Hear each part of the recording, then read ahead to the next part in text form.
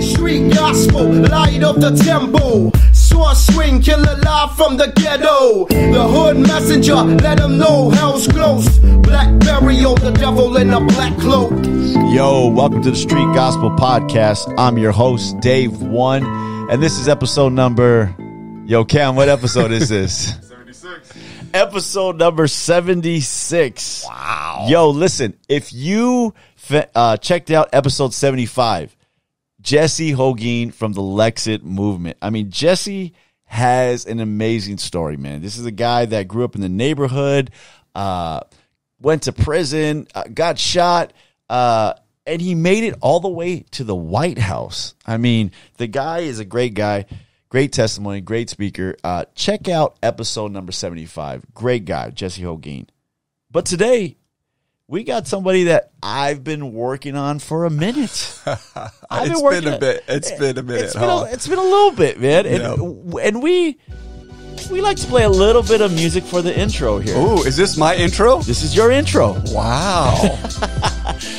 This guy right here, he's a believer. He's a husband. He's a father. A pastor. He's a podcaster. An author. I mean, he's pastored churches in multiple states. Yes. Multiple states. Yep. And he pastors a church right here in the Southern California area, Gardena, South Bay, right there. I want you to give it up for Pastor Israel Campbell. Oh, thank you. I one question, was that the South Bay kind of white pastor music? Because yours intros was way better, and then it kind of switched a little bit to kind of like lo-fi for me. Is that what it is? That's exactly what it is. I get lo-fi, or do I got to go back to 75, episode 75? Did he get lo-fi too? I thought it was, this is my thinking. So when I pick the music, I go, okay, what type of guy do I have here? So and I'm a lo-fi guy. Is that what you're saying? Lo-fi, chill guy. Okay. Like I'm thinking like South Bay, like dude in the, not you, but like, I'm thinking like people that go to your church. I don't know what type of people go to your church. I'm just imagining this, right? Okay. South Bay type people, just real chill. They just want to serve God and be in church. And yeah. I'm just thinking like, I just thought lo-fi, you can't go wrong. I you know what, you're probably right. I just was, I was thinking of it first. I was like, am I in Kelly's Impala with the top off, or am I now in like, I don't know, like a 70s Carmagia with the top off? But either one is good. That's what I'm thinking. I'm thinking like the 70s Carmagia. Okay. Cruising down, just chill. Maybe you know me better than I know myself. Maybe I was trying too hard, so it's okay. I always tell, Pastor Adam, yep. you know Pastor Adam, he came in here and he goes, I finally made it to the Street Gospel Podcast. I didn't think I was going to make it on the Street Gospel Podcast. It seemed like he was pretty much insinuating, it seemed like it was a little too gangster for me. Okay. And I said, I had your wife on. And I go, but she is more gangster than you. She is. She definitely is. So I get that. I think that's the thing with the podcast. I mean, I think people think I like to have people that have great stories. Okay. And great testimonies. I mean, it's a mix. I mean, we've had on everybody. Pastor Kelly. I think what I played for Pastor Kelly, it probably was like a punk instrumental, and I blasted it, and I was just like, I was like, okay, let me play this for him. And he's like, yeah, man, Dead Kennedys or something like that. Pastor Kelly. Yeah. So he comes on, and then I've had on, what else did I have on? I've had on different music for everybody. I try to play a mix of different stuff. Sometimes I don't even know, and I put it on. I love it. But I hope you like the logo. No. I'm a fan, and anybody that, like, I would, I want the street cred, so I was hoping that you would, give me something that would be a little bit more. You got the street cred. Okay. But now the real truth is, I'll probably be driving home listening to lo-fi in my commute. So you nailed it. No, I think you have the street cred. Okay. And I'll tell you why I think you have the street cred. And this is street cred to me is a little bit different. Like, I think there's the street cred, like this guy was in the gang and he got shot or he went to jail. There's that street cred, right? Or everybody knows him in the neighborhood. Yep. But I think in the spiritual realm, I think it's the street cred to me is a guy that leaves his home and travels across country and starts a church of all places, Gardena. Gardena's not the easiest neighborhood. I got some guys that work from G13, and they're pretty rough dudes. Yeah. So I think that's pretty gangster to me. Okay. Well, I'll take it, and at the end of it, you might pull my street cred card away from me as I drive back, but it's okay. It's such an honor to be here. I appreciate you coming out, man. Yeah, and it took a minute, right? Because we had some conversations. I think it was like in May, and it's now whatever. I don't know if you even let dates go out in your podcast. Yeah, but that's fine. It's September, so it took a little bit, but I'm glad it worked out. Thanks for not giving up on me. I didn't, and what I liked about you is you always checked back with me. You're, hey, you left out of the country for a little bit, and you came back, and then you're like, hey, do you still want me to be on your podcast? And I was like, yes. I was like, I was happy that you remembered us. Yes, I'm glad. So where does Israel Campbell's life start? Okay, because you've pastoring a great church, Flourishing Church, right, in Gardena. Yep. You've been around. This is the second time we've met, but we met in passing at church, and I think I introduced you to come. I think I introduced you at a conference. I'm not sure. Then you've preached at a lot of my buddies' churches, so we kind of been in the same realm. And then you preached at my church, Pastor Adam, and so I think it's been pretty cool. It's kind of like we been missing each other a little bit. Yeah. 7 degrees of separation with Kevin Pretty Bacon. much. Pretty much. Yeah. Well, my story, and the thing is, I know that this is just a conversation and not an interview, is what we talked about before the show. But, I've got a crazy story, and obviously it's God's grace, that did anything, but, born in Southern California. Oh, really? Yes. I didn't know that. Yeah. So Okay. abandoned as a kid. Not too far from San Diego, Escondido. And abandoned. What does that mean?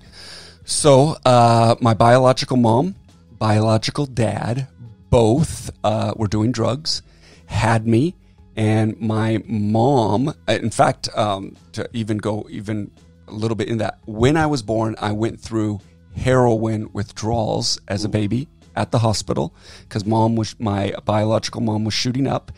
And then they got busted for drugs, had to go to jail, and so they sent somebody to go, hey, take baby Israel, take him before we get in trouble or whatever, and take him over. And so they dropped me off at Ruth and Victor Campbell's house. And I didn't have anything to my name except they said I had a bottle of Coca-Cola. That was the only thing that would get me the sugar, that would get me from, crying, throwing, fits and all that stuff. And I had a diaper rash to my, the top of my neck. And How old were you? 9 months. Whoa. Yeah, 7 to 9 months old. So Ruth and Victor adopted me. And they were going to change my name because they weren't Christians. And they were like, Israel, who names their kid Israel? And, they had no idea. Was it Spin the Globe? How did I get the name Israel? Was I this close to being Iraq? I mean, what was the deal? And they actually end up, they adopt me and they end up keeping my name Israel because they were like, he has nothing. Like he came to us with nothing. The only thing that he has was his name. So let's keep it. So Ruth and Victor, I get raised, Ruth and Victor Campbell. They're not saved. And what ends up happening is they actually are about to get a divorce. Ruth and Victor are about to get a divorce. Whoa. And Ruth looks in the classifieds. Remember those things? Yeah. Classifieds. Oh, yeah. Newspaper. We're old enough to remember that. Yep. Not Craigslist, but looks in the classifieds and was looking for an apartment to move me and her into. And in the classifieds, there was an advertisement for a church. And she'd never been to church. Whoa. And she's like, okay, I'm going to go to church. So her and I go to church for the very first time, never been in church, and I go to Sunday school, and that Sunday school class was talking about the Israelites. And so, and I was like, my people, these are my people. I was about 8 years old, and I never heard about the Israelites, didn't know anything about my name, and she gets radically saved. Wow. I get radically saved. They go back. She goes back to Victor and says, hey, I don't want to get a divorce. I got saved, and I want to try to work out our marriage. And he's like, whatever, you want to stay, I don't care, but you're not going to get me on this. So for 2 years, her and I would, we would always be praying for him to get saved, and she would leave out. Remember those old school tracts? Chick tracts. Yes. Oh, I love those. They were. So she'd leave that out, or little books, and he would we didn't know this at the time, but he would lick his finger and mark where it had been, and then he'd pick it up. And he would read them, but would not open them up all the way. Oh, my God. And would read that and then would put them right back. So for 2 years, we thought he wasn't ever interested, didn't know anything. Whoa. But really, he had read everything that was laid out. And so I came home, and I remember coming home from school, and there were all these people from the church there at the house, and everybody was crying. And I was like, well, young, trying to figure out what happened. And they're like, your dad got saved. Whoa. And so he was just radically saved, and he quit and changed his job, went immediately to Bible college. He's 40 years old, went to Bible college. Man. And graduated. And then, we moved to Seattle and launched a church and all that kind of stuff. And so that was Ruth and Victor Campbell.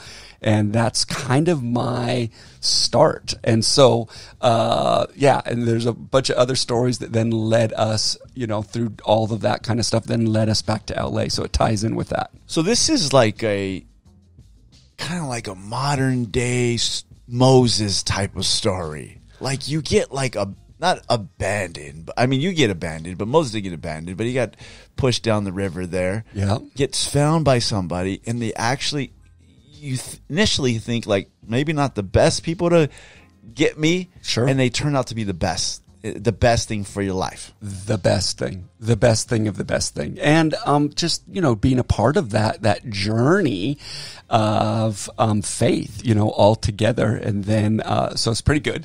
And then, so my parents, we moved to Seattle, and my dad finished Bible college there, we were part of some churches, and then they launched a church.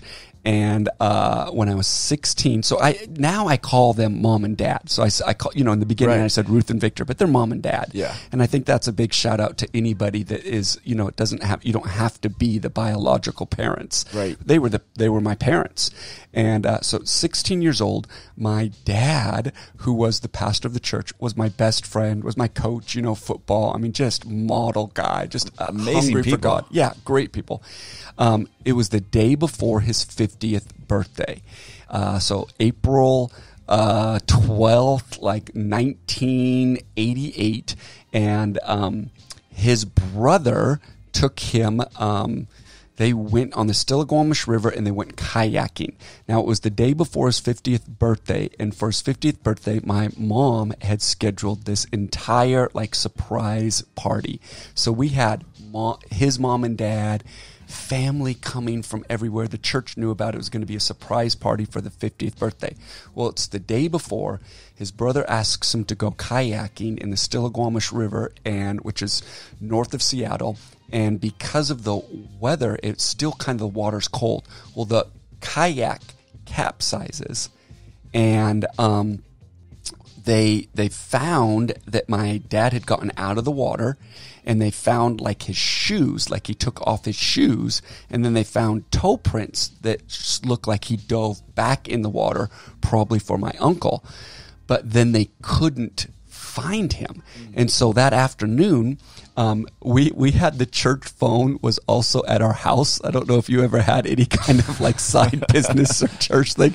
All kinds of calls. Oh yeah. So I'd have to answer the phone and I couldn't say hello. I'd always have to say like, it's a great day at Victory in Christ Center. This is Israel. How can I help you? I think every old school PK, right, pastor's kid, had to answer the phone like that back in the day. Yeah. Ruins your game. No dates. Somebody's like, hey, can I call you? Like, yes, but don't call the house. No, I'll call you. Yes, I'll call you. So I keep on answering the phone, Victory in Christ Center, this is Israel. And they're like, where's your dad? Where's your dad? Where's your dad? And I was like, I have no idea where my dad is. And so finally, it got on the news. It was all of that stuff. And somebody said, your dad's missing. It looks like he went in for his brother. We don't know where he is. He's probably out in the woods, disoriented and stuff. And so, we all, as a church, as a all the family was already in town. And so we go out looking in the woods for him and can't find him. Did the old, I don't want to do it in the microphone, but like my dad used to whistle, was like, that's time to come in. Yeah. And so I was out there 16 years old whistling, hoping that, he would respond or whatever. And we did that for 3 days. Wow. Could not find him. On the third day, divers actually found his body. And so our church was devastated. Just devastated because we're believing for miracles. We're church like yours, like right. Believing for miracles, believing the impossible. And then when something like that happens, you're just like, crushed. What do you do? Crushed. So my dad's dead. The church is in turmoil. What do we do? And I'm 16, so it wasn't like, a Judah Smith situation where it was like, oh, the heir apparent, right. Or whatever. And so it's just, the church went bad. So then, a pastor in the area, his associate came and it just got worse instead of better. And as a 16-year-old kid, your life was pretty good up until that point, yeah. Right? And what are you blaming God? Are you questioning everything about your life? Which is the natural feelings for sure. Yeah. I think at that time, I didn't understand God. Wasn't necessarily blaming God, but my dad was the disciplinarian. So that was not good that he was gone for me. Yeah. My mom is in massive depression and then my Christian friends didn't really know what to do with it. I don't think they knew how to handle it. And so then my non-Christian friends actually kind of did. Like, hey, our goal is to not let Israel be alone. Our goal is to like intuitively, without them knowing, they just really embraced me. But then we'd be getting in trouble and partying and, all of that stuff. But it was more like and the Christian friends, they didn't know how to handle, I think maybe didn't know how to handle loss or handle, all of when you're believing for a miracle and all of that kind of stuff. So I kind of had a little bit of a period of backsliding, but not, bad. It was bad, but it wasn't terrible. It was, all the stealing and the, I'm not trying to get on the street cred stuff, partying and stuff, but, teenage stuff. Right. Pretty much. And, but then the pastor that took over my dad's church, and we gave him everything of my dad's, we gave him the library, the theological books, the suits, everything, just the car, the vehicle, the church van, you know what I mean? Yeah. Gave him and just really believed in him. And 2 years later, he gets up to the congregation and says, hey, everybody, God told me to marry my secretary, and my secretary's husband is going to marry my wife. So wife swap before the TV show. Wait, in front of the congregation, he says this. In front of the congregation. And so that was the moment that it was like before with my dad, it was like, I don't understand God. But then it was, okay, I love God, but I hate his church. I just was like, this is ridiculous. And this the church was gone. Nobody wanted to come back to a path. Like, maybe there was the next week somebody came like, maybe I can upgrade. I don't know what they were thinking, but pretty much everything that my parents, about church plants, everything that they put towards was like gone in like that. And so then it was just kind of like that teenage rebellion or whatever. It was more like, I'll always loved God, but his church, I'm over it. I'm done with it. And let me ask you about, so did you, I asked a lot of people that come up in the podcast, and I asked them about an encounter. Yeah. So you had an encounter as a kid? Because I think that's what, even if you rebel, I think that's what keeps you, there's a little bit of the Holy Spirit still tugging at you. You might be doing what you're not supposed to be doing as a teen, but if you had the encounter, kind of the Holy Spirit keeps a little tug on you a little bit. Yeah, absolutely. And I mean, I really did. I loved God. And even at a young age, like 16 or stuff, I had gone to a Christian school, and my parents had, really done. In fact, I think it was when my dad died, actually. My dad died, a pastor paid for me to go to Christian school. Oh, wow. And in that environment, I excelled, went on mission trips. Really, I loved God, but it was, a little bit of that window of dad dying without the discipline, and then this knucklehead who ruins my dad's church, that I was just like, whatever. Wow. So that's kind of when I got into more trouble. But I did have a mom that was a prayer warrior. And so I can remember coming home and she was so depressed but she worked early in the morning. She worked she had to leave at 5:30 in the morning. So if I got home at 5, it was good, because she'd go to bed at 8. And so I'd have to wait at home, 8 o'clock, sneak out, then get in by 5. I had a 1980 Honda Civic hatchback. There you go. And and it was manual. And so if I could go in at about 40 into my neighborhood, roll right in. I could roll right in and then slowly pull up the emergency brake, because we lived on a hill, to do it. And I could sneak in or whatever. But I would go into the house, and I'd lay down on my pillow at 5:30, and I'd be like, what? And my pillow would be soaked. My mom had gotten anointing oil and had been anointed it. I couldn't even open the door, because it was all this oil. I'm like, what is going on? And so I had the encounter, but I also had a mom that was praying for me. And so I think that was really the moment that I kind of, started to pull back in. Wow. And how long did you maybe go through that phase, or that kind of rebelled a little bit? Yeah. I mean, it was slow at 16. It was probably 18 to probably 21 that was again, good, not good. These moments, if it was a girl that I liked that was a Christian, okay, then I'm going to go buy the Amy Grant cassette. Amy Grant. Yes. Bro, Michael W. Smith, to try to win her back. And then, when she was gone. As long as you weren't buying Carmen, we're cool, man. No. Then it would have to take your street cred. So I'll tell you what I would, then I would have the LL Cool J. So I'd have LL, but for the Christian girl, I'd put in Michael W. Smith. And then as soon as she was gone, eject and put in LL. Oh my God. And so I had a little bit of it going on, but and just got pretty depressed.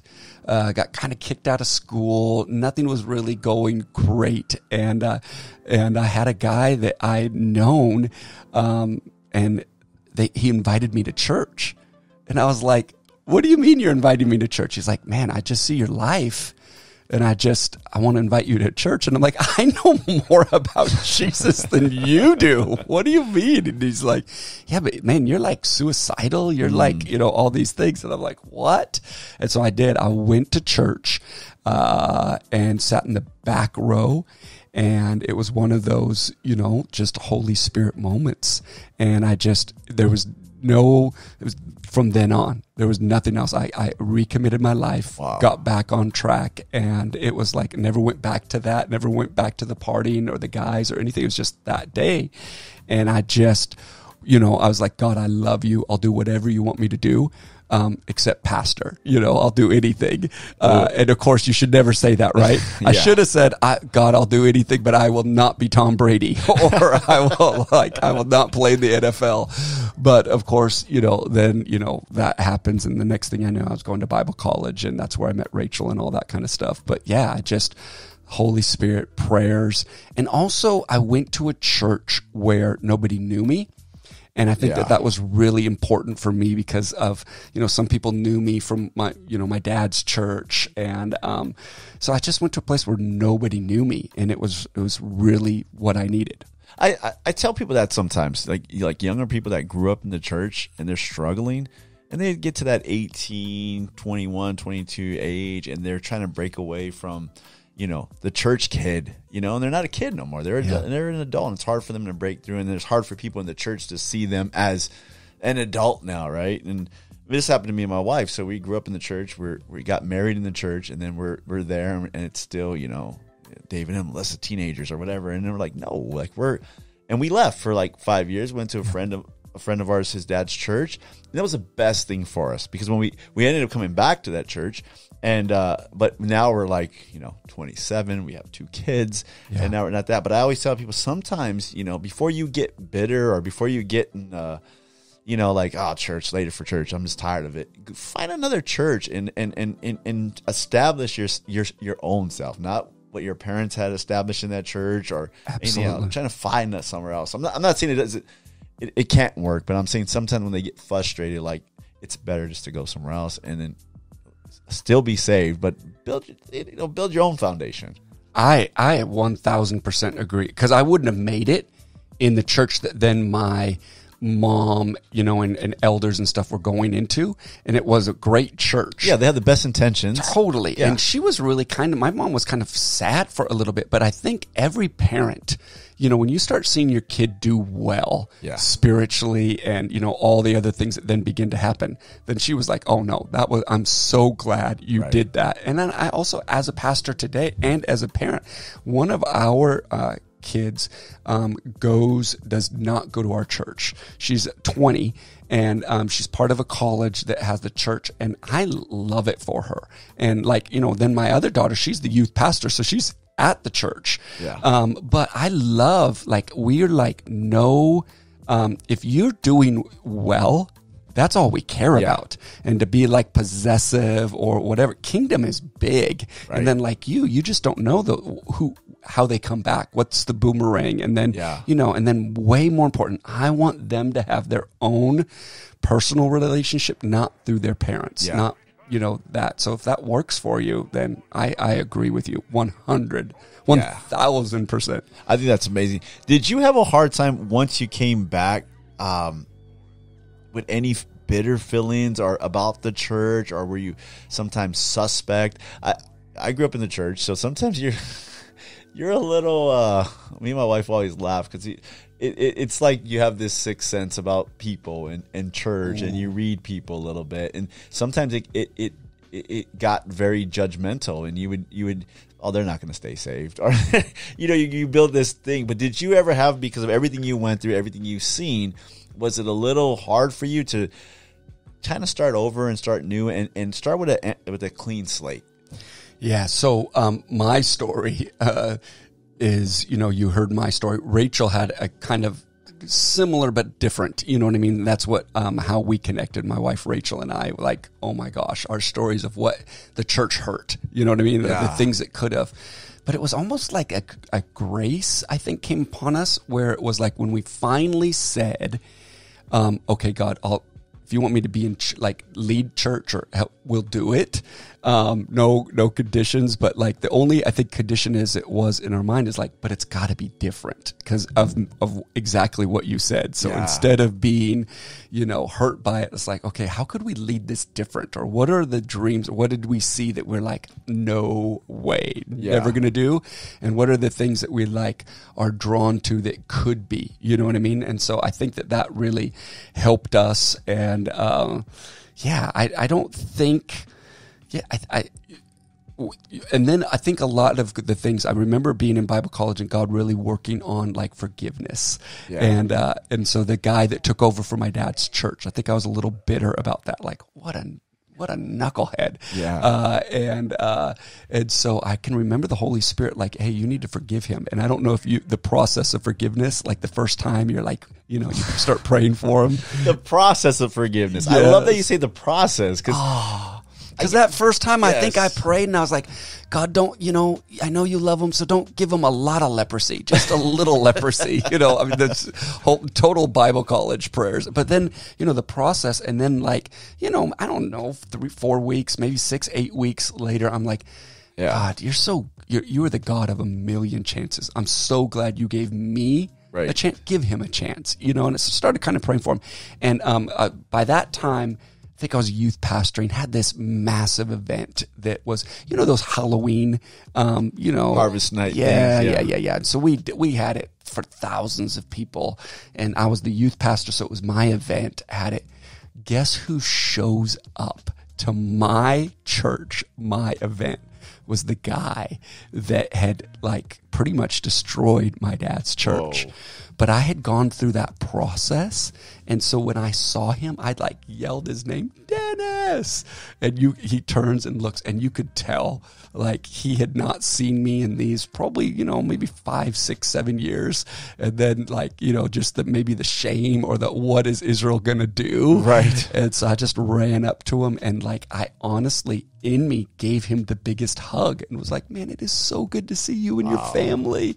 What, you know, here, you know, give you some tickets, all that kind of stuff. And so I think that I said all that, not to, you know, how good I am, but I think it answered the question of, I think God really helped me like forgive some people and to forgive some things. So it wasn't this, now I'm just frustrated. I think what you said which was good, was the process. I tell people all the time, you know, especially like I know you guys do a marriage podcast talking about marriage and things like that, and I tell people, and they freak out sometimes because I'll tell the husband or my wife will tell the wife like it's a process for the forgiveness. Yes, you forgive, but it's going to take a little bit of time, and the spouse that did the other spouse dirty is always like, well, they have to forgive. God forgives us, and I said, no, it's not that easy. We're human. Things come into our minds sometimes. Yes, we're fighting it, but it's going to take time, and I always tell them it's like God, like when you ask God for forgiveness, but you keep committing the same sin, like God will forgive you every time. But isn't it better to repent and not do it again? Yeah, like that's, you know. So, but I love that you said about the process, because I always feel like, yeah, there's a process. We're working our way to that. Like we forgive, but it's gonna take time. And when they're like, no, it shouldn't take time. We got to be like Christ. He forgave us. And I'm like, it sounds great, bro. Yeah. But in reality, it's not. And I made this analogy the other day to this guy. I told him, if you lend somebody money and they don't pay you back, and they come to you and say, hey, I'm sorry, but I just can't pay you back. Right? Let's say you give the guy another chance a couple months later. You lend him money. He comes back to you and says, hey, man, I'm sorry. You know what? I can't pay you back. I'm sorry. You forgive him, right? The guy goes, yeah. And I go, would you lend him money again? And he goes, probably not. And I go, great so analogy. Does that mean that you didn't forgive this guy? No, it just means that you're being wise. Yeah. But there's a process of that, right? I mean, I think so. I think we get too, I think sometimes we get too overly spiritual, and I think we forget we're human, and God's still working on us a little bit. Yeah. And, I would tend to, and I know the power of the Holy Spirit is so, you know, he can do that, but I would tend to not think it was really true if there wasn't a process. You know what I mean? Yeah. And so a good steak, a good anything, usually there's a process to. And so when it's instant, you know, have you had instant coffee? Like, oh, that's a good analogy. Like, come on. You want the instant forgiveness? Yeah. And I mean, yes, it is because of God. Yes. But the process is pretty Let's crazy. let it simmer for a little bit. Oh my gosh. I don't know if it's the same kind of story, but I just read this. And I've been trying to wrap my mind around it, but there is a star supernova that they're really nervous about, that NASA and everything. They really feel like, from what they can see, is that they figure that at 10,000 years from now, it is going to explode into this supernova and, you know, black holes and all that stuff, which is crazy, right? And I guess you got to be afraid of those things. I don't know. Hey. But the craziest part is that for that, it's so far away that for it to happen in 10,000 years, it's already happened.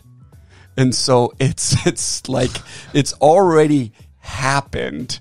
And so we're fearful that it might happen, but it's probably already happened, you know, so it's just before, this weird thing. Yeah. And so the person was just saying, somehow tying it to God, because he's the same yesterday, today, and forever. And so when we say things like, well, with God, it's forgiven today. Yeah. But it's also forgiven in the past, and it's also through that. But we're still walking in this linear time. Right. You like what you said. You know what I mean? So it's right. easy to say, well, with God, it's instant. But that's because he's the God of yesterday, today. There's no time to him. And forever. We're still walking towards that, which has already been done. Like, right. you know, so that supernova thing just got me like, what? Like, it's weird, but that's God's timing versus our timing. And so I agree with you. Process. Yeah, me and Cam, we were talking about a couple years ago. My dad passed away, and in 2001, he was 45, right? Oh, I'm so sorry. So he passed away, and me and Cam were talking about it, and I was saying, hey, if we did the math, if 1,000 years is like one day to God, you're going to be there 12 minutes later. Well, yeah, it would be 30. My dad would have been gone. He was gone 20 years. That's 30 minutes. Wow. So I said, if we were caught up with Jesus right now, we went to heaven. We see Pop, and out there, and he would be like, "Hey, where you guys been at the last half hour?" That's like one episode of Family Feud. Right. You're like, exactly. And I'm like, yeah, it's like that to God. And I was like, that's a good way to think about it. You know, like that's an amazing way to think about it. Like, it's 30 minutes. God's like, yeah. He took the elevator and you were taking the stairs. Yeah, the long route. Yeah. Wow. Yeah, that helps sometimes, huh? That's how amazing how God is, and then how finite our time is, and trying to wrestle with that, and then trying to wrestle with, you know, when you start putting those things together, then you really realize, wow. And it was a process for me. I'll bet. It was a process. It took time. It took, you know, you're angry, you know. And 20 years now. Yeah. Still processing, right? Some moments. Yeah, there's some times when I process, I think, you know, Cam's the heir to the throne here. I'm hoping he has a million sons. You know, we can carry on this name. No pressure. No pressure. But I mean, I'm thinking, you know, like, man, is he going to try to be like Wilt Chamberlain when you were when you're saying that kind of guy? Like, I hope not. No pressure. Sean Kemp, what's going on? Okay. Yeah, I hope not. Okay. We found one. Yes. We get at least three. Yeah. They can have three. Then we're back up. Okay. But we're down to the last one here. So yeah, I guess there is a little pressure on him. But yeah, I think there's times when I do process things, and things remind me. I'm sure, like you know, things, you know, music or a song, or, you know, games, you know, like, you know, when Kobe retired, I'm like, man, I watched, you know, these games with my dad. You know, I remember sitting there watching the championship game, Kobe playing, and, you know, and things like that. It's still a process, and the whys always come up, and I've learned to accept it, and that's just part of it. And I've learned not to, I wouldn't say question God, because I did, and I told God before, I'm angry. You know, my dad died. This doesn't make sense. This is stupid. And I went through all those emotions, and I tell people all the time, it's a long process. Like it never stops hurting. It just hurts a little less. Yeah.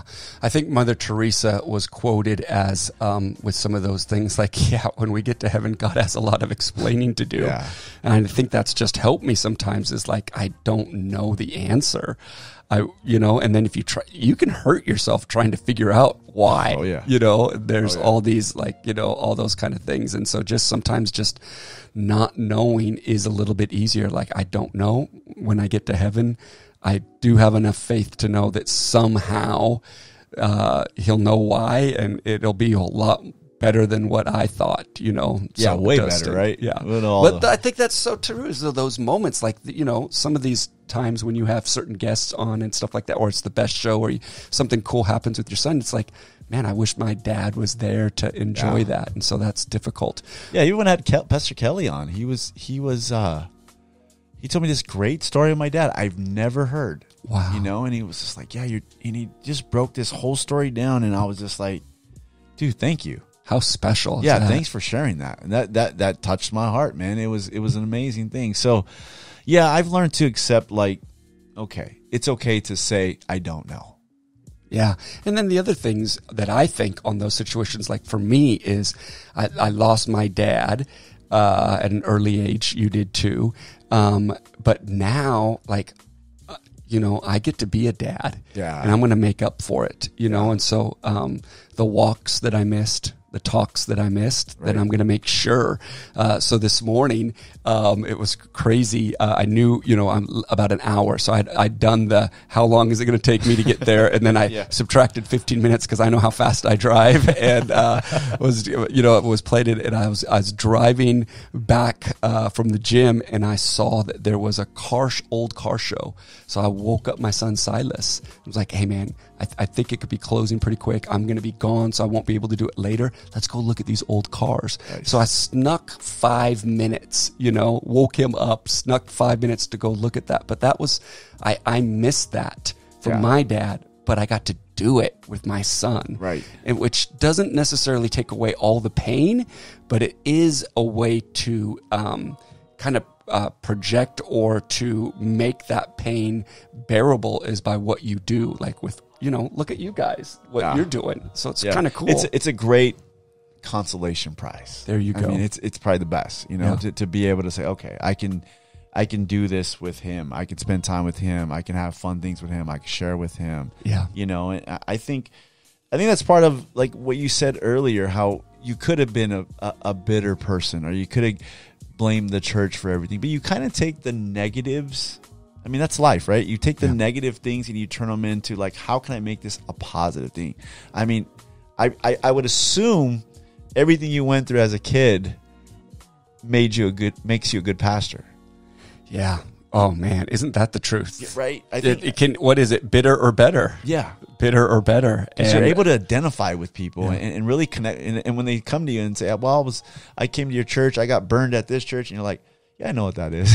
Totally. Yeah, well, and the only bad part about it is, I hopefully this is okay to say, you could help me, is like, we've become wimpy though. Society is wimps. And so when they tell me, like, like, I'm not in church anymore because this happens, I'm like, are you kidding me? Like, are you kidding me? Like, church is, no, and I know it's real, but it's at real, the same time, like, step up, or like, you just need to know some other people's stories. Yes. And then you would go, oh my gosh, this is really minor compared to, you know, so there's some people that I'm like, number one, that they're still alive, you know, that they didn't commit suicide. Then number two, that they are still Christians. You're like, what the heck? And then you find out that not only are they Christians, but they go to church. You're like, whoa. I mean, you have every excuse. And then they're not just going to church, they're pastoring or leading. And you're like, come on. And so, I just think sometimes we've got to, you know, step up a little bit. Maybe we've played, I don't know, what is it when you play football without, what, do you agree, or is that bad? No, I agree with you. Look, I have 2 points. We talked about Pastor Kelly, Cure Church, Kansas City episode. I don't know what episode. Campbell, look it up. He came in on, we kind of talked about that a little bit, and he just flat out said, when you get to heaven, that's not going to be an excuse. I mean, you talk about being hardcore, like that he's right though. Yeah. Like, I think people think, you know, I was watching a documentary, and it was about a big organization that fell, and one of the girls were like, I don't go to church no more because of that. And episode 30, Pastor Kelly. And I just thought, like, that's not going to be an excuse when you stand before God. So I agree 1,000% with him. Is church for reals? Yeah, it is. But I think, like, what do we think? I think, like, people are human. They're gonna hurt you. You're gonna make mistakes. I've made mistakes in the church. I look back when I was younger, and I think like, yeah, I could have been nicer to that guy. Yeah. Maybe I joked around with him a little too much. I mean, I mean, he could probably say, you know, I saw a guy I hadn't seen in years a couple weeks ago, and he gave me the shine, and I was like, what the heck? And obviously he was hurt by something, but I was like, well, I guess I messed up with that relationship. I don't know. But I think as Christians, we kind of think like we're not going to get hurt, or this Christian brother or even a pastor is not going to hurt me or hurt my feelings. And yeah, we've kind of gotten a little soft on that. I think super soft. And of course, we care for anybody that's gone through something. And I know there's abusive situations and all of that. So we get that. But that's the whole thing. But that's what, like you said, what makes us better is those situations. And then the work of the Holy Spirit. The difference is, why could you still be you're a Raiders fan? How could you be There we go. No, seriously, how many times have they disappointed you? Have you seen the owner's haircut? I mean, Dumb and Dumber should be getting royalties. It's like, what? He's awful. He's off. I mean, and the decisions that they make and these things with the coaches. I mean, only the Raiders, right? But you're still a Raiders fan. And what is the deal with so you can be a Raiders fan, but you can't be a church fan? The one thing that is God is coming back for, you can't realize there's going to be tough seasons. There's going to be 1-17 seasons. My God. Dude, I hope they don't come back to us those seasons. No, but do you know what I'm saying? It's just I think we got to toughen up, and then also know that there's not an excuse. And part of it is, I just heard somebody also say something about part of the problem with the politics right now. We know we're so bipartisan and so on each side. Is one of the things is what's happened is back in the 60s and stuff, what would happen is they would all have to live in Washington, D.C. And so you would have a Democrat and a Republican. Their kids would go to the same school and they'd be on the same T-ball. Oh, wow. So they would disagree on politics, but they had to do life together. And because of that, then they could work on, hey, could we change this? Come on, Timmy's on my T-ball. And you know what I mean? And so they would work on things. So they would be more partisan and would work on stuff. But then now you can, do your vote from where you live, Washington or Florida, instead of living together in Washington, D.C. In the church, the whole part of getting church hurt is working it through. You're going to be better. You're going to make that person better by telling them, yeah, that stunk. But just leaving, just quitting on the Raiders, what are you going to do? No, you're going to quit. You're going to quit on the Raiders and become a Chiefs fan? Never. Come on. I've had friends that have done that. Well, they're not friends. No, yeah, they're not friends anymore, and I don't expect them to be loyal to me or anybody. So I've cut them off. Yes, good, you know what I mean? good, I just man. said, you know what? You need to leave the church. No, I'm just kidding. No, it's so true though. I think you're going to experience that, and I don't think any real pastor is going to tell somebody you'll never experience hurt in my church. It's there's obvious things you won't experience. You're not going to experience Pastor Israel saying, I'm going to marry my secretary now. No. Okay. But there's stuff like you're not going to. My secretary is my daughter right now, so that would be really awkward. West Virginia. Definitely not. So, I think that we forget. There's just things that you can't. And people get hurt for the dumbest things nowadays. So sensitive. They didn't tell me hi. No, or somebody didn't talk to me, or somebody said something on social media. I'm leaving. We were with a couple yesterday, and they were mad for a prop that was in a play they did at church, and they said it was demonic or something like that. And it was like, wait, it was just a prop for the play, and they left the church for that. And it was like, what? It's just an excuse? Or are you really hurt, or what's the deal? Are you just using this because you think that you're going to get to heaven and tell God I was hurt? That's why I didn't serve you. Sorry. Oh, we're so sorry about that prop. You were so come sit next to me on my throne. You were the only one. We're bad. You were the only one that was offended by the prop. Please, no, it's true. I think we want to be sensitive, but part of that's part of Christianity is. And a beautiful church is a church that people, I don't know if I'm saying this right, so correct me, but part of church is hurt and people hurting and working together and working through it, and forgiveness and God's grace. And church should be like, it's tough. When Paul writes to the church of Corinthians, I was going to say that right now. It's a hot mess. Yes. There's some sin there. And so if you're looking for the perfect church, you will never ever find it. And that doesn't mean we stay in bad, toxic situations. I'm not trying to say that. Not like that. Yeah. But I do think there's some moments where it's not perfect. And that's why it's okay that you're still there. Yes. Because you're not perfect. And then what do we do? I think that was one of the things too, is learning that sometimes the things that bug us, our own taste buds, are maybe what God's actually causing, that you could maybe bring strength to the church. So I don't know for sure, but like maybe in your church, because you guys are so excellent with your video and your audio and stuff like that. Like if you saw a problem that would bug you, like, oh, we got to fix that. We got to make that tighter. We got to do that better, because you're gifted at fixing it. And so there could be another thing where you're like, I don't care about the nursery and how many diapers they have folded nicely.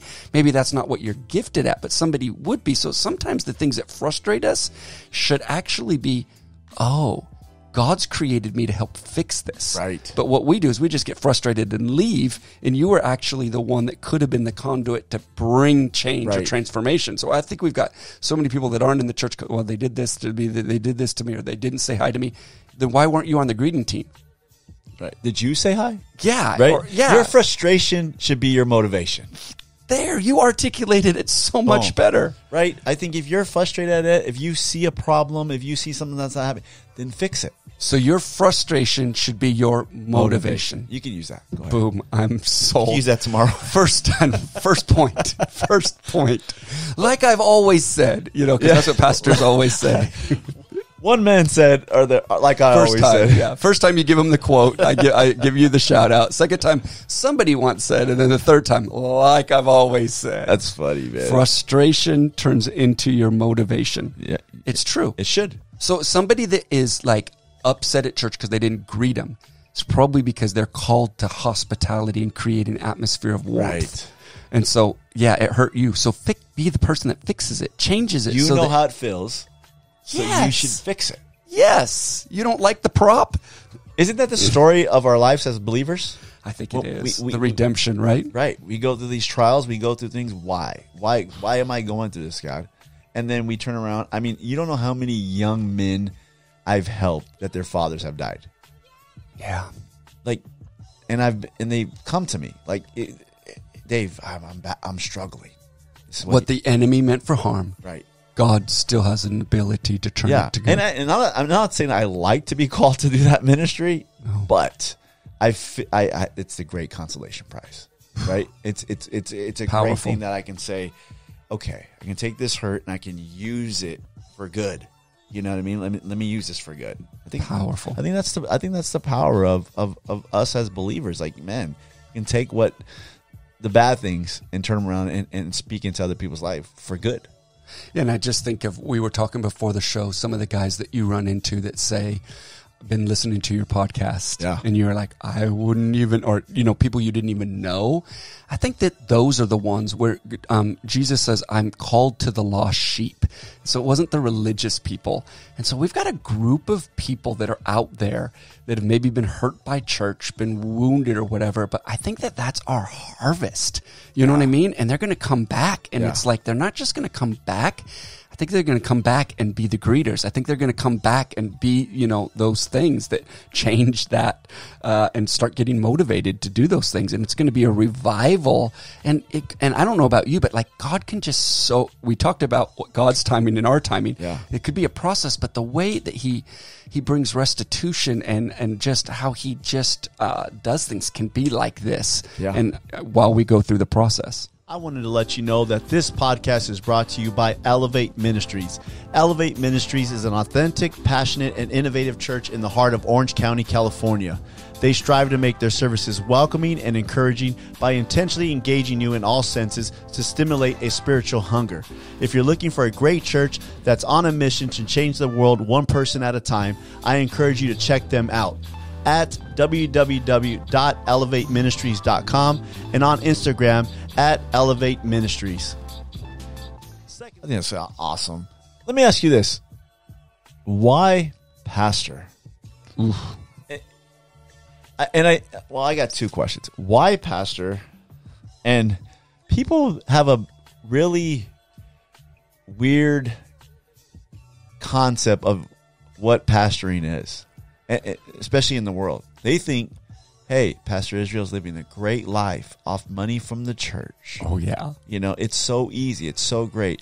I was telling a guy the other day, I was kind of going, I was probably doing what I shouldn't do, but he was going in on the podcast on Instagram. And he was like, hey, all these Christians, you know, these pastors and he made the old arguments, you know, pastors don't pay any taxes. He said they're wealthy off the church. I'm like, okay, you haven't been to the churches I've been to. Wealthy. Yeah, wealthy. I'm like, I don't think you know what that word means, wealthy. Okay. Yeah. And then he was like, yeah, you know, they don't have to pay any taxes on property. And I was like, I was trying to school this guy. I was like, if being a pastor of a church is so much of a moneymaker that you say it is, then why have more churches closed the last decade than ever before? Hello. In our nation. I told them, not every church owns the property they're on. Many of them rent those properties, so it's not tax free. They're paying rent. Yeah. You know, and I go, many of the pastors I know work a job. Yeah. Because they can barely keep the lights on. Did you know that you probably know this stat better than me? Maybe less than 10% actually. Less than 10% of the congregation support the entire church finances. Sure. It's pretty right? Yep. Right? And so I'm like, dude, like these are facts. You can look them up yourself. And of course he goes to, where do you think he went to? Well, what about? I don't know. What was he saying? Joel Osteen. And I'm like, okay, gosh. Joel Osteen is one in probably thousands. Most churches are less than 100 people, dude. I mean, it's like you comparing one guy, like come on. So, I mean, why pastor and have that scrutiny, or why pastor and go through the things that pastors go through? Yeah, I mean, everything that you said was so good, and what haters are going to hate. And Judas says that money should not have gone towards Jesus. It should have gone towards the poor. And then I think the scripture says, because secretly he was taking the money. So most of the time when people bring up those things, it's like, okay, well, let's just look at, you know, some of your personal finances. But yeah, I don't think anybody gets into church ministry because they think it, like you said. And if you go through TikTok right now, you know, every side hustle, what you should do, you know, and if you get the LLC and then you do this, and then you can pull out this loan. None of them is about starting a church. There's no this is it. Google 10 ways to make a side hustle. It's not going to be starting a church. Never. It's never. That's good. I like that. It's never that. And so I think you have to do it. You know, for me, dad dies at 16 and didn't want to do it. Rachel, at about that age, went to her dad. Their church started to grow, and it got a little bit more bigger than the elders wanted it to be, because when it was small, they could control it. So they came to the church one Sunday, Rachel, 16, to lead worship with her mom and dad, and they had changed the locks, and the board had voted them out and left a little thing on there. So talk about church hurt. Oh my gosh. I know. That's why I'm a little bit like, what? Come on, man up. Yeah, that's not it. But so I think we just, because of people. And that's why I do it, is to see the transformation in people. And then also looking at my life, where I'm at. If it wasn't for somebody that spoke into me and believed in me and, you know, knew that I was the pastor's kid, but didn't tell anybody. Like, he knew my story, but didn't tell anybody else. That's and allowed me to do that. And yeah, every week, I mean, just the stories of people in their life and what they're going through, and that, you know, it makes it like that is why we do what we do. Yeah. I had a this week, just talking to my daughter Phoebe. She's youth pastoring and learning some of this stuff for the first time, and she's like, so this is the story. This young man, boy. We have a community group on Wednesday nights, and he is changing his work schedule because he got this new job, and he was really excited. And he's like, Mom and Dad, I think I might have to quit. And they're like, quit? You just got this job. You have been trying to get this job for like a year. And he's like, yeah, but they want me to work on Wednesdays, and my community group is on Wednesdays, and I want to prioritize this. And this was a family a year ago. Wasn't even they're Jews. They're Jews, and they're now Christians. Wow. That's what it's about. Yeah. Like seeing people make decisions that are going to change their life. And, that's why I do it. So I don't remember what the second question was. Do it for people. Yeah, for people. Yeah. I was kind of tied those two things in it's the same thing with coaching. So like Nick Saban gets paid a lot of money right now. Yeah. But Nick Saban, when they tell the stories of when they were like, they were all sharing a house with like 6, guys out of football, and they just and they'd go recruiting, and they just loved coaching. And so they got into a place where the coaching now is what they love, or they'd retire. They love coaching, they love mentoring or whatever. Now it's just gotten to a place that they might have some wealth tied to it, but their love for it never had that. And I even think guys like Joel Osteen and stuff like that, it's just not fair that they get because his dad sowed the seed for years. Yes, and what is he like? Like every book that he sells is a New York Times bestseller. Yeah. What is he supposed to do? Like not do well on his books? I think people think that everybody has to be like homeless or caravanning in a.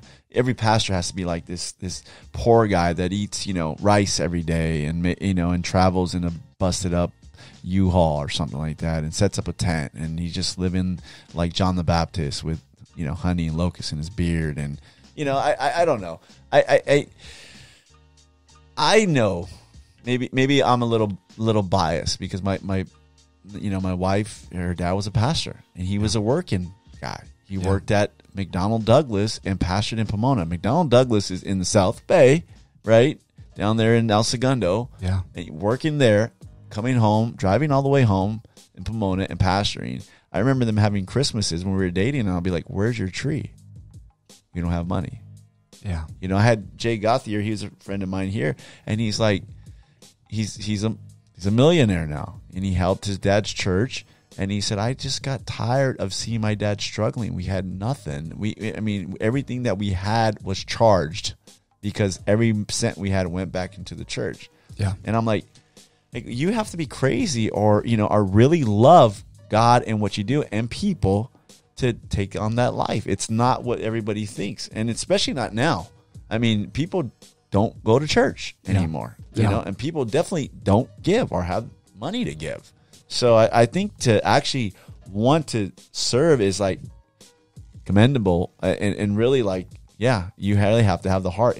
There's no money to be made in pastoring. Well, it was fun for my wife and I always just remember. I remember when we were doing, youth pastoring and working full-time jobs, and then I can remember the first time when like the pastor was like, hey, we'd like to hire you part-time to be like the youth pastor. And I'm like, like I would almost ruin the poker face because I'm like, they're going to pay us a little bit to do. We would have done it for free. You know what I mean? It's like, because when you love it, then all of those things, don't really matter as much. And there's a lot of people out there that do that. I had Coach Mosley in here.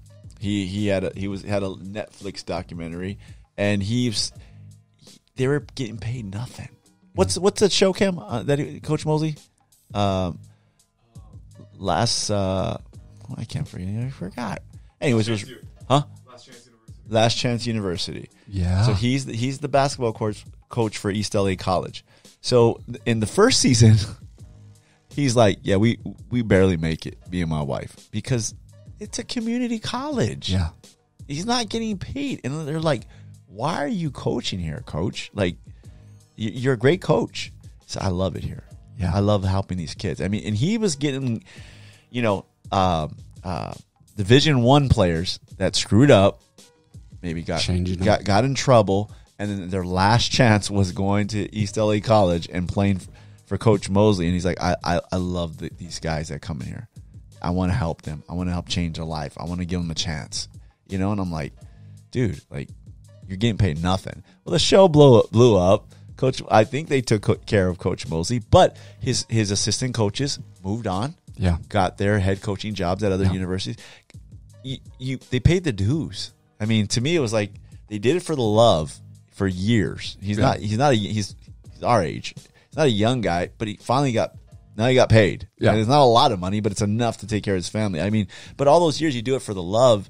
I think in the end, it's not about the money. Totally. And there are some principles too of like those guys, like, just this, like for me and my wife, we've just always been like, well, the church is not our source. God's our source. Yeah. And we're just going to be faithful and, just keep on and God's our source, this stuff. And it's just a crazy how God then can get involved. Yeah. And then now, you could be hated. You're like, but it wasn't me. It was God. Sorry. Don't hate on me. Right. But that faithfulness and that sowing and all those things are real principles that then you don't, instead of hating on God, like, wow, if he could do it for them, then I know he can do it for me. Right. And, kind of, having those things. I just love the scripture that says the world of the generous gets bigger and bigger and the world of the stingy gets smaller and smaller. And so when you're hating on other people doing well,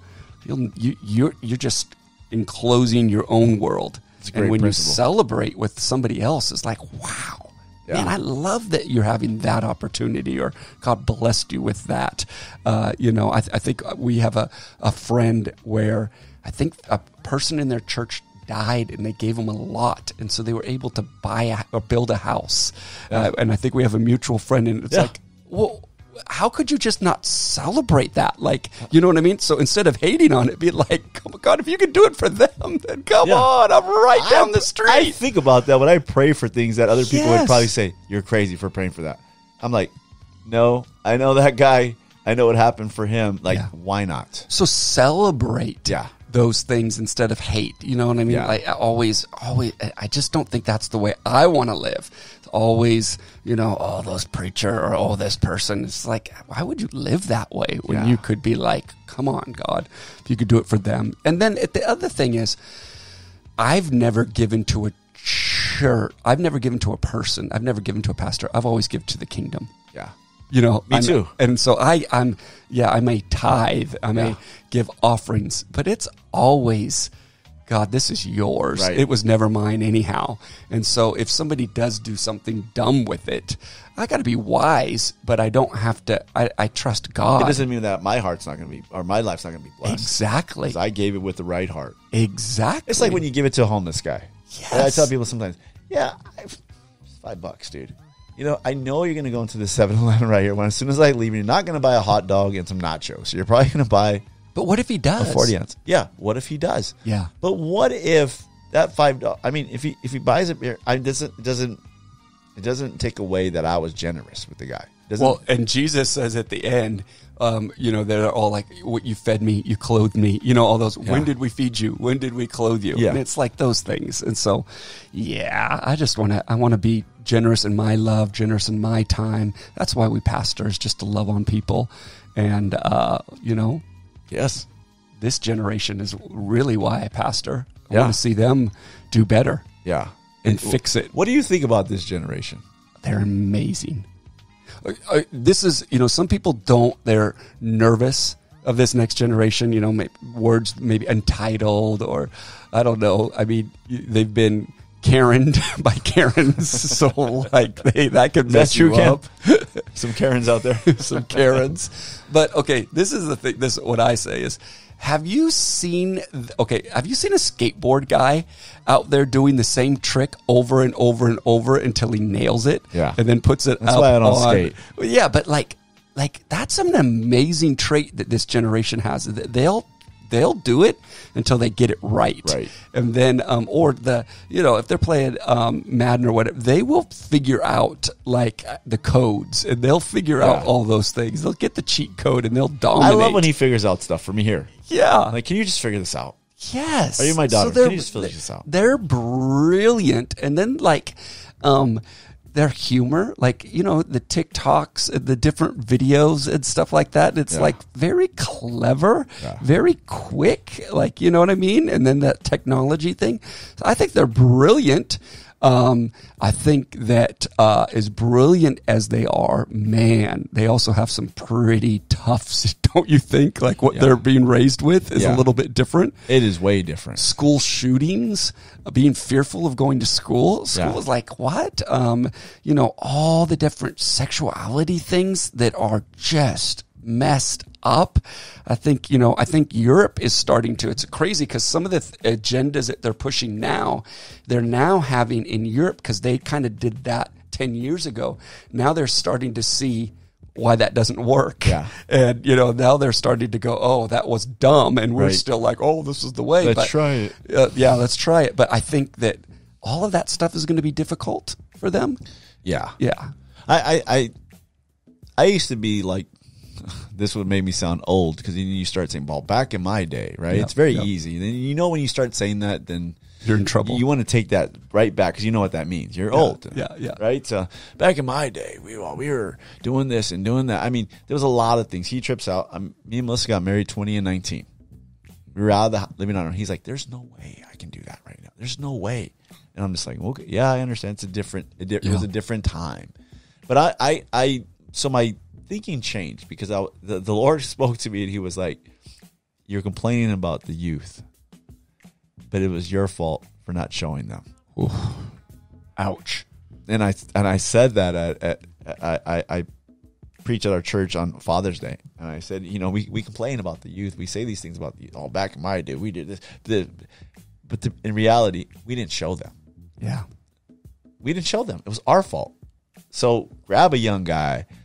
Girls, grab a young teenage girl and show her. Yeah. Show him, teach them. Be there for them. Be their friend. Just make it simple. Be their friend. Show them. You see a young guy at work, grab him. Show him, hey, I'm going to show you how to do this. But don't sit there and complain and not grab a young person and try to make a difference in their life. Yeah, hello. And I just so much agree with that. And I read something not too long ago too, and it was like this generation complaining about the next generation, and you're like, and saying that they're this, and and you would have thought it was written in 2022. We're just going after it. It was actually like written in 1822, and it was like some things just don't change. No, it's never a generational bias, of like, oh, they aren't going to do it, and then they come out and turn out to be some of the best. But they definitely have some things that whether we have allowed or just society, that they're going to need us. Yeah. And part of revival is all about that too, is that the generations work, the heart of the Father and the heart of the Son turn. And so if we don't get a hold of that, then we definitely do lose a generation. But if we do get a hold of it, it's revival. Yeah. And God does that. And they do. Sometimes they just need us. They just need a friend. Yeah. And not somebody that's judging them. Right. My dad was really, really good at that. I got guys that were a little bit older than me now that I still talk to, and they say, "Hey, I always remember your dad. He said good things to me. He was my friend. He didn't come up to us and judge us. He just wanted to get to know us." And so I always keep that in my mind when I see young guys at church. I just talk to them, get to know them, ask them questions. Hey, all right, cool. And I just try to make a difference. That's it. Yeah. Simple stuff. Yeah, and like, don't you think they've had it like tough? Like my daughter didn't go to her prom because of COVID. Yeah. And, that whole 3-year thing, I don't know if we'll know the unintended consequences until, maybe 10, 15 years Cam from had now. to miss like almost 2 years of college because he didn't, the whole mass and this and that. They dropped him from classes because they needed to be in person and have this shot and do the. It was just a mess, man. He was so frustrated because he was almost done. And it was just like, kept going. And it was like one thing after the next. We came back from a vacation and he went to class and they're like, yeah, we dropped you. He's like, what? And he was like, yeah, because I didn't want to do what they said they wanted me to do. And then it was just like, Yeah. So who knows? Yeah, so that generation obviously needs our love and help and a little bit of understanding. Yeah. Not well, you didn't go 9 to 5 backwards in the snow walking uphill. All those kind of things. I don't want to be that guy. I want to be the guy that says, hey, like my dad, when they get older, they're going to say, hey, he was cool, man. He talked to us. He was our friend. He encouraged us. And at least, I think that's the key. So let's jump a little bit. Okay. You were pastoring, what I understand, a very successful church in North Carolina. Yes. 2 campuses, North Carolina, North Kakalaka. North Kakalaka. North Carolina. Yep. I assume that the living is easier in North Carolina than it is in the heart of SoCal. Yeah, it was really one of those moments where... Because I'm going to ask you why. Oh, okay. So is that the question? Is the why? Okay. I'll try to give 2 answers to it. Things were going very well in North Carolina. And we actually took over a church in North Carolina because of they had a situation like my dad. The pastor had committed like adultery or something like that. And they had a 16-year-old, the wife was still on staff at the church. She had a 16-year-old son, and it was like, what the heck? The story was so similar. And so we were like, we always had thought we would pastor in LA. I've always loved LA, always thought that. But these guys asked us to pastor in North Carolina, and it was the story. Like, what? And then we got there, and God, then, you say, no, we'd never move here. I think my wife was like, you don't even have a Starbucks. We're not coming here. And then she starts crying in the service. I'm like, why are you crying? She's like, God's going to make us move here, isn't he? Wow. And I'm like, I don't know. And I told her, I was like, babe, we have not disobeyed God. We have been so obedient. He would never make us move here. And then he did. And then, of course, it was the best church, best decision ever. Wow. 10 years of some of the best friendships, some of the best growth in church, growth individually. And so we were there, but there was just always this itch of, I feel like I'm supposed to go back to LA where I was abandoned, like kind of Southern California. And my mom, my biological mom, who I'd never met, I knew she was in LA. Wow. And I knew that. So that was one thing. And then the other thing was like, I don't know about you, but like if I would have stayed in North Carolina, church was growing at 2 campuses, I could have been that pastor that got really good at golf and just had a good little, we had a good staff. You needed a challenge. Yes. Okay. And so we left everything. We left even the churches. We gave the churches, they're not ours. We're like, this is God's, this isn't us. Wow. And took the biggest step of faith, moved to LA not knowing anybody. So it wasn't like we had youth pastored in LA and we had like a group of people that were now, that's the part where I'm like, that's the street cred I'm talking about right there. Okay. Because so I'm just thinking it. like, man. We didn't know anybody in LA. Not nobody. Like there was no whatever. Moved to LA and it was awkward, bro. It was so awkward because it was like we're going to try to start a church. And so like you're at Starbucks and you like meet somebody and like, oh, you're not from here. And like, yeah. And you're like, and they'd go, yeah, we're starting a church. And they'd be like, can you do that? And I'm like, yeah. And, they'd say so. They were like, would you like to be the children's pastor? I mean, it was like, like everybody you meet, you're trying to connect. And it was like, hey, we're having some people over at our house. And they're like, he's multi-level marketing or something. I'm like, no. We're just trying to start a church. And so we really did. We launched in the backyard of our house. I mean, we're like, this is really starting from nothing, grassroots. I mean, you talk about grassroots. I mean, this is it. Yeah. It's literally going out and trying to meet people, invite them. Meet people and anybody that you've ever, like, I was preaching a lot at churches. So if you know anybody in LA, and of course everybody knows somebody in LA, but then it's like, but we're in the South Bay and they'd be like in Pasadena, like, okay, nope, they can't come to our church. Right. So just tried to build on that. But the thing was, in my mind, I always had this thought that I could see it, like we'd be having this church service and this woman would come up at the altar and she'd be like, I'm your mom, you know what I mean? Like an Oprah moment, and I'd be like, Mom, and all this stuff. I kind of saw that in my mind. So there was a part of that moving to LA thinking that, well, 2 things happened. The first week we moved to LA, the week we're unpacking, Rachel's mom had been battling cancer.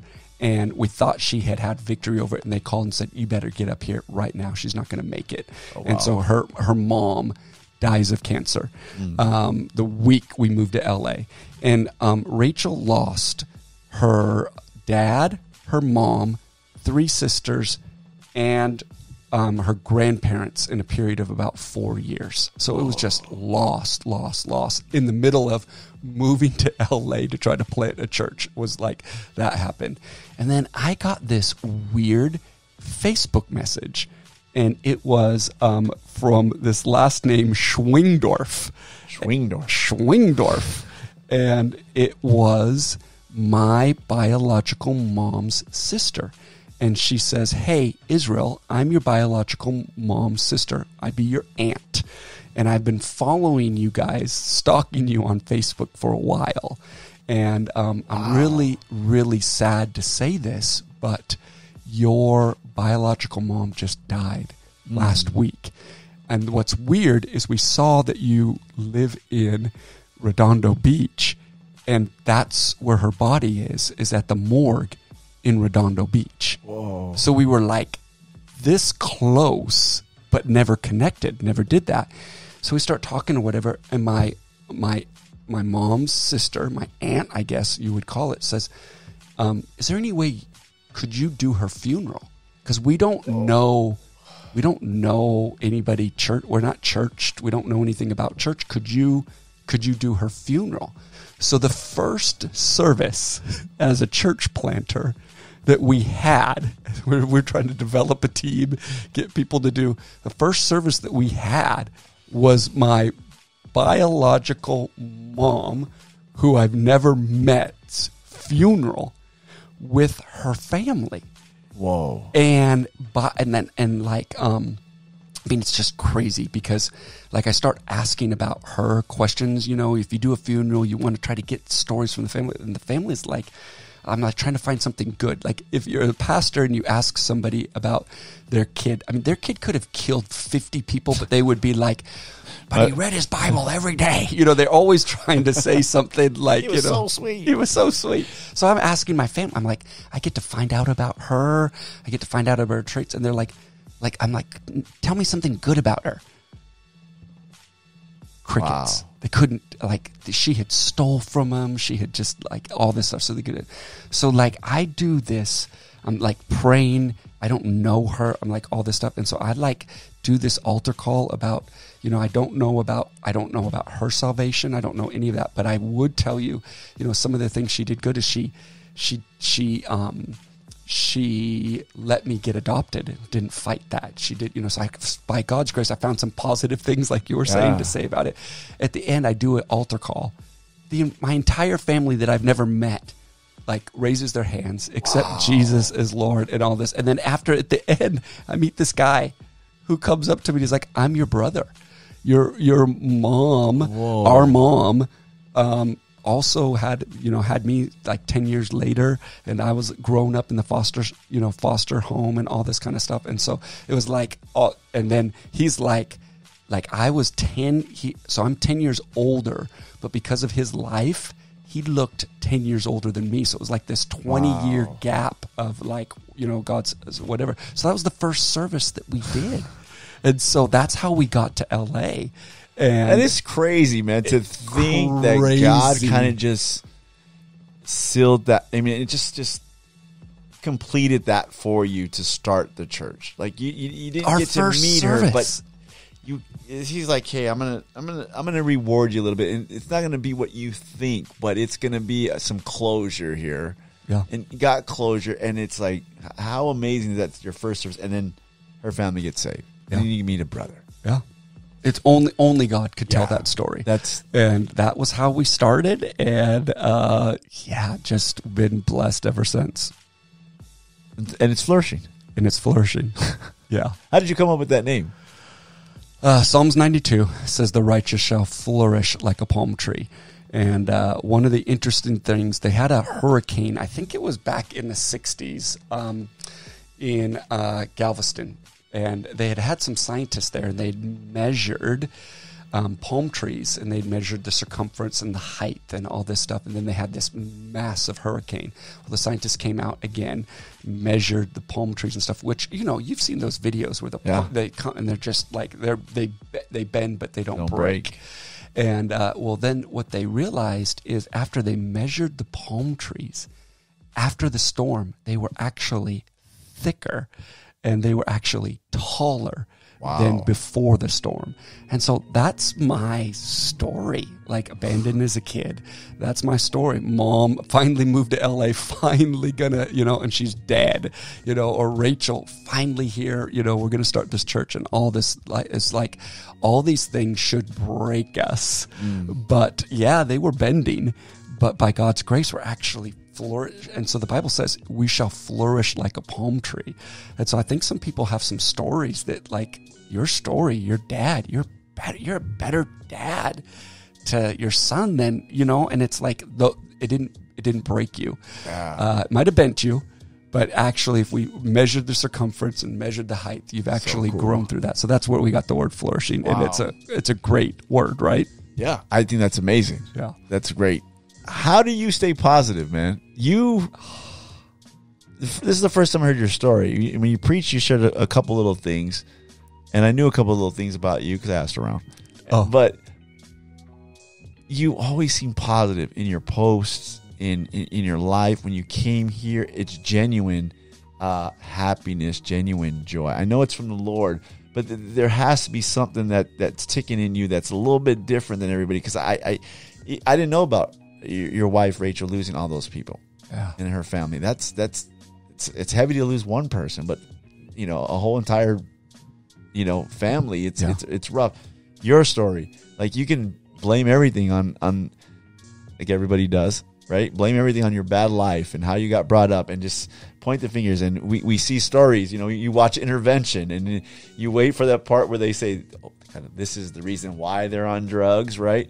And because this and that. But how do you get through that? How do you stay positive through all of that? I honestly do believe it's a part of my, somehow, a little bit of my makeup.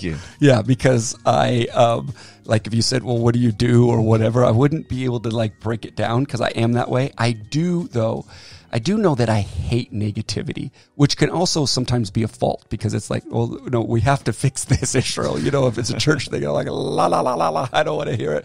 But and it's not that I don't want to address things or do that, but I like to be positive. I want to be around positive people. Right. And so I don't like, the people that are just always negative.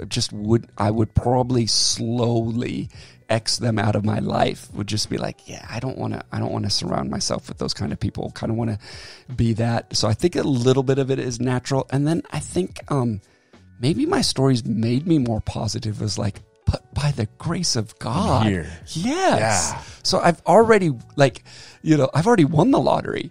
I've won the lottery. Yeah. I'm so blessed that I'm still here. A great way to look at things. I shouldn't be here. So now I am. Yes, I think it's a little bit like that. And just pastoring and all those things is like, we get to do this. This is ridiculous. We were the two dumb kids in Bible college. How did God allow us to do this? So I think that there's a little bit of that, just constantly aware of and being grateful of what, I'm here with you. You had what? I'm on a podcast, and the people that you have interviewed, I'm just grateful. And so I think there's a little bit of it. It's natural, but then I think it has to, I hope it ties into just gratitude of how good God has been compared to what it should have been. So crazy. I think the last 2 weeks, we had the last podcast, we had Jesse Hogan. He got shot, and I'm thinking, he's in his wheelchair, and I'm like, Jesse, was that the worst thing that probably happened to you? He goes, it was the best thing. Wow. And I go, the best thing? He goes, yeah, I can say that. He goes, because I gave my life to Jesus that night. He saved my life. And although I'm in this wheelchair, I got saved. Wow. And I'm alive. And I went to the White House 6 times. I speak everywhere. He goes, that was the best. God saved me. And just like you, you say you won the lottery. I mean, that's the way Jesse was like he felt like, yeah, I'm alive. Like, this is great. I survived. Yeah. And I think sometimes we forget. It's very easy to remember the negative and, oh, why did this happen? Why did that happen? And then we forget, like, man, let's go down the line. Pastor Adam preached a great sermon the last 2 weeks. It's been awesome. But he said to say the things heaven would say. Wow. Think the things heaven would think. Do the things heaven would do. And so I've been getting like a little negative. I said, is that what heaven would say, or that what heaven would think?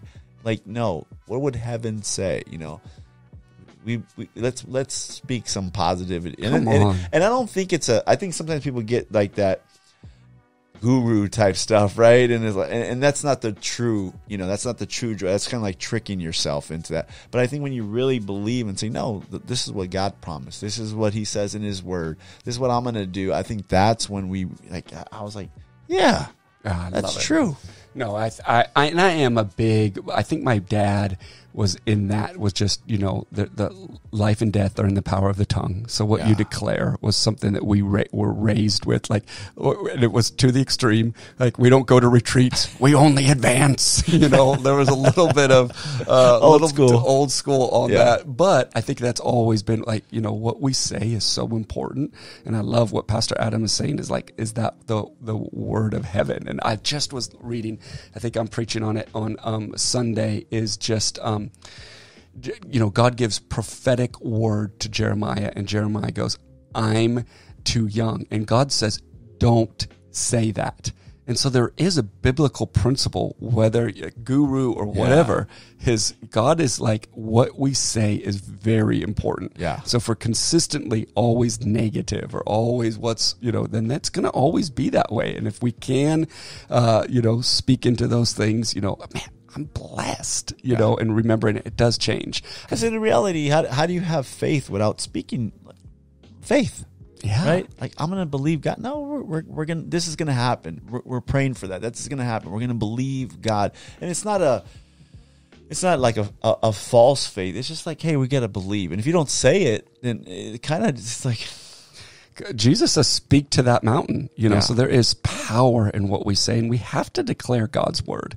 I just don't know. Maybe that is the innate where I'm like, well, that's part of my culture, but maybe it's really, I think maybe being taught that is, declaring those things that aren't as though they are, but then also just the power of praise, the power of just rejoicing. I mean, I've just been too blessed to not be positive, I guess, too. I could be annoying. I could be one of those annoying positive people. You don't come off as that. There's annoying positive people. We all know those people, and you're just like, dude, come on, please stop. Yeah, stop. Yeah. You know what I mean? Like, my coffee's bad at Starbucks. Oh well, I'm still gonna drink it. He's like, no, I'm going in. I'm gonna exchange it and get the right coffee. Come on, yeah. No, I'm eternally optimistic. I do know that. I always do see some good in some things. Yeah. But Cam's like that. Cam's very optimistic. Come on. I would say Cam is the most optimistic guy in the house. That's a great trait. It is a great trait because he looks at the good, even in people. Sometimes I'm like, I don't know about that guy. And he goes, Dad, the guy's pretty good. At least he does this. And I get convicted right away because this guy would be like, hey, did you think about this? And I'm like, okay. And he's like, hey, we got to, and he's very positive. So even his mom will say that too, and that's just part of his nature. Like, he looks at the positive stuff and the positive part of people, and it's helped me. Where did he get that? Did you innate, or did you teach it, or He didn't get it from me, I'll tell you. I'm just to be honest. I'll be honest. I'm better at it now, but we can all get better at it. So there might be personalities that just do that, but I think it's part of his DNA. But any skill can be taught. But I believe I'm getting better at it. Like, I know now, like, that doesn't have to be a part of me. Yeah. I don't have to accept negative. You know what I mean? I don't have to be negative. I don't have to think negative. Like, check that for a second. So good. I think it's a language too, right? Yeah. And so if you can learn another language, that's what they have. All the little apps you can get to learn another language. Yeah. You know, they're always promoting that so that if you go somewhere exotic, you'll be able to say it in that language. But it's the language of faith, right? A language of faith is just different than the world's language. And so we can learn that and get fluent in it and get better at it. Right now, you might be like me. I'm even bad at English. So to try to learn something else, like if I'm on the mission field or something, like I think one time I tried to say, God bless you, brethren, or something like that. And I said, gracias a Dios. However I said it, it was like blessing the bandits. Like I said, God bless you, bandits. Banditos. So I said it wrong. And they were like, no, be quiet. And so, you got to work on it. You don't get better by just then, if it goes bad. Then we could start that second service in Spanish, Pastor Israel. Yeah, I'll see. Let's do it. Hey, I appreciate you coming out, man. Oh, man, it's an honor. That was so much fun. Can I just say one thing? Of course. I love what you're doing, and I know that so many times you love the guests and what they're doing, but I think you need to hear from somebody from the outside what you're doing and Cam is doing. You could be doing anything right now. I'm sure there's plenty of things on your list that you could be doing, but you're doing this and you're making a difference. And I can't wait to hear more and more people coming up to you. I appreciate that. Saying, man, your podcast is making a difference. And I can't wait. I think there's going to be a season, I just believe prophetically, that even around the nation, people are going to ask you to be on their show and get ready to be able to interview people. I know you can hear, but I think you're going to interview some significant people that are around the nation, and you'll have to do their webcam. I don't even know how y'all do all that kind of tech stuff. That'd be awesome. But Cam will figure it out. Cam will figure it out. That's Cam that generation, will figure it out. They'll figure it out. Thank you. I received that. I just believe that. Thank you. Love you guys. Appreciate that, Pastor Israel. We do one more thing. Uh-oh. One more thing. We call it the Furious 5. Oh, no.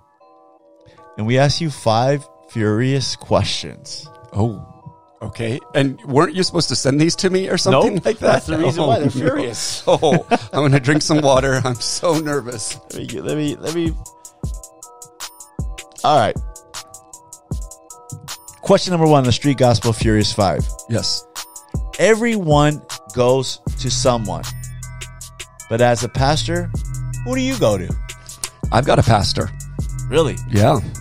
Just talking to him the other day, Michael Derceau. He's pastoring in New York City. Wow. Pastors in Queens. Oh, let's go. And has been, I think, close to pastoring for 40 years. So yeah, if I had a question or a problem, I would go to him. Awesome. Or there's another guy, Bishop Bolin in Atlanta. 40 years. I think they just celebrated 40 years just a couple weeks ago. And so, yeah, that's, as a pastor, I go to other pastors. I have some friends that are I would go to Adam. I think it's good to have people that are above you, and then other people that are running the same race with you. Yeah. How do we do this? How do we do this? And then, asking some of the veterans and the generals too. Right. I like to have, what do they say? Horizontal friends and vertical friends. So good. Right? Yeah. Yep. Question number 2. You and your wife, Rachel, look like you have a wonderful marriage. What is your guys' secret to a great marriage? Been married 26 years. Awesome. This September. And our key is, there's a lot of things, but... So you said this September? This September. What day? 27th. 24th. Whoa! How many years? 29. 29. Yes. Don't ask me any marriage questions. You're the veteran. I'm always willing to learn. 29. I think that for us, learning to fight fair. So we don't, we fight. So we're not the cute, Thomas Kincaid photo of perfection. We have Christian. I guess we don't fight. Christian is intense fellowship. Is that the right word? We have fighting fair. Yeah. And so we do it. So we don't go into the words like you always, fighting fair. You always do this, or you always, no, that's not fair. Let's talk no about apologies with butts. Oh, yes. Right? That's real apologies. Yes. So those are things. Fighting fair, and with the goal. Yes, we disagree, but the goal is to how do we come out of this unified? And so, yeah, there's no problem with us disagreeing. That's part of, Venus, Mars, all those kind of things, Yeah. you know. So we are different. But now how do we, let's fight to win. Like, let's fight this so that we're together closer. So good. Yeah. Question number 3. Yeah. If you weren't a pastor and you could pick any occupation out there, what would you have picked? Stand-up comedian. A stand-up I can see that. I would love it. I'm still tempted today to like, Let's go. My side hustle. You're like, oh, pastors make too much money. I'm like, I'm about to make a lot of money if I got, if I got funny. I Laugh would. Factory, here he comes. Yes, that's right. I would do it. You would do it. I would do it. I want to see that. Yeah, I think I wouldn't swear or anything, No, but no, I think I would say something that would get a sound bite, and they'd be like, "You're supposed to be a pastor," and like not making fun of deaf people, or I don't know, whatever it would be that I would do, and I'd get in trouble. I have the biggest fear. I don't swear. Okay. So I have the biggest, every time I go up and preach, my biggest fear is that a cuss word would come out. But I don't know. I don't swear. Don't have that fear, because what is it like if you, I think there's a scripture or something like if you even focus on that, then I it will try not happen. to, and I'm like, and I talk slower when it pops. The enemy's like putting it in my head right in the middle, and I'm not one of those fast type preachers that just, you know what I mean? I'm talking slow, and I'm trying to think, and I'm like, no, stop, don't. Have say you? it. Has it started that? Like, No, it hasn't. okay. Never started, but there's been times when I've been like, whoa, like where did, and I'm not a cusser. Yeah, I'm not a cusser either, but I think you might get more like street cred, because like all these pastors now are cussers, and I'm like, what's up with the cussing pastors? Man. I don't know. Not in our genre of people, but yeah, they're not. Yeah, cussing and drinking, and I don't know. Anyways, a whole nother question. What question are you on, Camp? 3, 4. Question number 4. The Street Gospel Furious 5. Best place to eat in Gardena. You don't have a spot? not in Gardena. Okay, in the South Bay. Yeah. To go Okay, to. so In Gardena. There actually is a Mexican restaurant. Is there? I'm pretty sure it's in Gardena. I'm going to send it to you. Please send it to me. I went there. My friend had a birthday party there. We drove all the way out there, and it was there, and I thought, oh, this is the hood spot. Okay. But it was super good. By your church, though, Rachel and I will, like you guys will be like, oh, they're always in a hurry. It's because there is a restaurant not too far in Anaheim that is a Mexican food taco place that is our favorite. Okay. And I'll send you it. It's my favorite. We actually, during COVID, we drove to Gardena, and there was a Mexican lunch truck. I forgot what it was called, but it was like Benihana, but it had like a Mexican hot sauce spin on it. We drove all the way over there. Okay, so there's a place in Palos Verdes that overlooks the water. Ooh. And there is a Starbucks. So depending on your level of budget, okay, I'll tell you, there's a Starbucks. So we tell our young adults, cheap date, man. You see over the water, get a Starbucks. Then the next one over is Subway. There you go. Depending on your Get a little budget or sandwich. whatever, you could do that. And then next to it, now if you're rolling, you're a high roll. It's not really expensive, but there's a Thai food. Okay. So depending on where you're at in life, it could be a coffee, you could do lunch, or you could do dinner at the Thai food. And that Thai food restaurant is one of my favorites. Okay. Yeah. All right. Question number 5. But it's not one. in Gardena. It's not in Gardena. The Street Gospel Furious 5. Last one. Last one. If you had one wish for the church in America, what would it be? Wow. And I can't wish for 5 more wishes because Nope. the church in America needs more. It does than need more, but if one you could only get one. thing. Oh, health. I would just wish they would be healthy. Healthy. Yeah. Yeah. I think I love the church. And I think that it's who Jesus is coming back for. But healthy church is probably the best church, right? Healthy church. A healthy church. I agree. Yeah. I agree. You have a healthy church, right? You have healthy families. You have healthy everything. You have a healthy church. Healthy nation. Yes, because in PACs, healthy churches are usually run by healthy pastors, healthy churches, healthy congregants, families, community, city, nation. So good. So goes the church, so goes the nation, huh? Yeah, true. 1,000%. Well, do I get to ask you questions? No.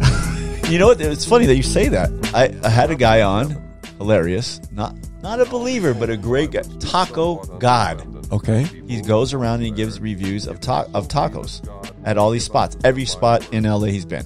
There's nobody that can tell him anything different because he's been to every spot. Is he nervous with the word God? I would get nervous if you added my name to God. He is the greatest. He's like one of my favorite guests, right, Cam? He's the only one that. No, Marcellus Wiley came on twice, but Taco God was the first guy to come back. We just met online.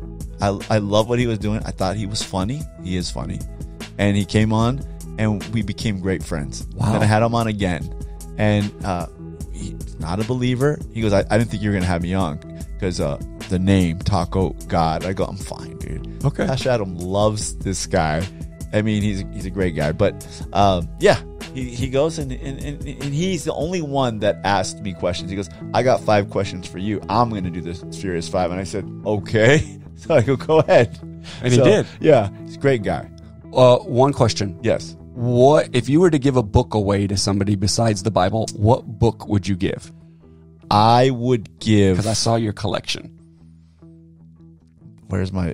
I would give... It's over... Is it in there? Unbroken, the story. Louis Zamperini, the guy from Torrance. Yes, he's from Torrance. Wow, great story. Yeah, I mean, amazing story. I mean, the movie kind of did a disservice for him, I think, because they didn't really tell the story of his how he got converted. He got saved at a Billy Graham crusade in L.A. I never knew that. His wife went I think 1 or 2 nights, and he didn't want to come. He was alcoholic. He was bad. And he finally went, he got saved at the Billy Graham crusade in LA.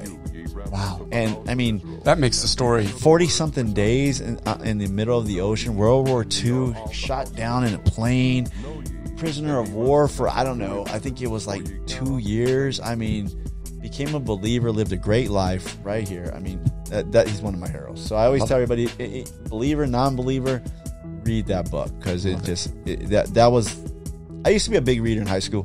Then I kind of fell away, didn't read my word a little bit, didn't really like reading. I got that book years ago, and I read that book, and ever since then, I like to read it. Love it. So, yeah, that's the book I would read. Unbroken, Louis Zamperini. Love it. Awesome. Appreciate you coming out. Anything you want to shout out? No. Nothing. I'm not a shout-outer. I got no street cred. I don't even know what to shout out. Didn't even know. You know what? I don't have no street cred either. I will say this. Tell your pastors I love them. They're the best. They are. They're great people. And you're great people too. Thanks for coming on. Awesome. Appreciate you. Thank you.